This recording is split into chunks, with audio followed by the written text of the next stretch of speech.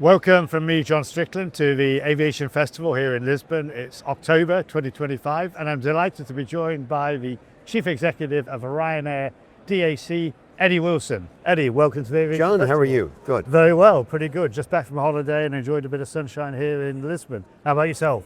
Very good, yeah. Got in here last night. Lisbon is always a treat. And always good to arrive without too many delays. Well, we got the bugles on board last night. Another on-time arrival. Fantastic. For 9. I know Ryanair prides itself on that, rightly Yeah. So. We may touch on that in the next few The man who invented the bugles on board.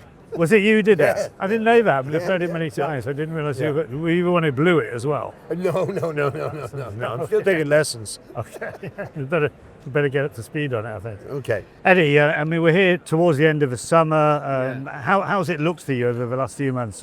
What I see generally in the market is pretty buoyant. Yeah, what happened was that the previous year we lost on fares because of the well-publicised issues with OTAs. They had all signed up, and the guidance that we have, because we are a public company, is that we would recover, hopefully all of that deficit from last year, and that's the guidance. And we're in a closed period, so you can't really say anything, of course, more than that. Our half-year results are out, but yeah, it's been a good summer. Well, we'll watch with interest in the next few months, because after these are the strongest months of the year, you've got more to go. Eddie, a whole load of things going on as ever on Ryanair's agenda. One thing, you've been taking deliveries late of the last of your 737 MAX 8s, but I think they're accelerating, if I'm not mistaken. Oh, they are. We took 10 deliveries in the last 10 days, right? So we've never taken that amount of deliveries. So I think I saw on one of the flight tracking websites they had something like a trio of 737 heading from Seattle to Dublin. And so they come in and they get the engineers generally descend on it for all the food that has been loaded from Boeing. But apart from that, there are some checks to be taken, and then they're dispatched. And they're generally in service either later that day or first thing the next day. So we are very pleased with Boeing at the moment. Their factory amount of aircraft that they can produce has gone up over the last number of weeks, and that's evidenced by the 10 that we got. So we'll have all the 29 aircraft for next summer. We don't really see any interruption. So unlike previous years, you'll have a full house next year. And there's a gap then, isn't there, before you start taking 737 10s? The gap comes through. So these aircraft are primarily for summer 26. Yes. And then the MAX 10s are due to start arriving in early 27. Now that's a bigger aircraft. It's got upgraded technology, more efficient from your point of view. Are you confident? More seats. Exactly, more seats, more sales. Yeah. Are you confident that they're going to come? Because Boeing's talked about they're still testing it out with the FAA in terms of there are some processes. certification things on the de-icing, and we believe that that shouldn't be a problem. And all the mood music that's coming out at the moment is that it is positive, and we don't anticipate any delays to the MAX 10. But primarily the MAX 10s are about more seats, 228 seats. Like we said that the MAX 8s were going to be the game changer, going from 189 seats to 197, and this will be now out to 228. It'll burn less fuel and less noise, and it's the same path that Boeing are on. So we're really looking forward to it. Now, another thing, Eddie, it wouldn't be a Ryanair discussion if airports didn't come into it. There's been some quite high-profile, you could say, public spats recently. We're sitting here in the southern Mediterranean in Portugal. There was a dialogue going on widely and gleefully covered by the media between yourselves and AIDA in Spain, a bit of a tit-for-tat in comments.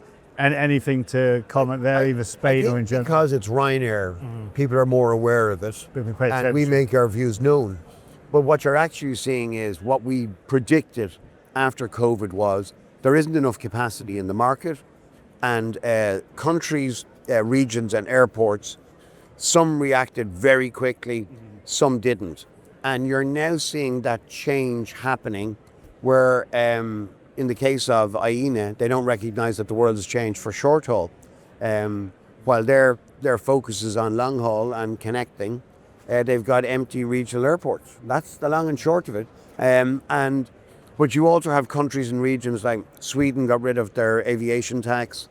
We responded by putting additional aircraft into Ireland. We now have 7 aircraft going into Ireland, 2 in Gothenburg, and we're going to continue to grow there. Same in regional Italy, same in Hungary. So what's happened is there isn't enough capacity to go around, and you're now seeing, fractures coming into where that capacity is going to go. Because before that, airport managers just looked at the economic data and said, GDP is going up, we're going to have more traffic. No, Airbus is full, Boeing is full, particularly for short haul, and all those, the major flag carriers are all smaller.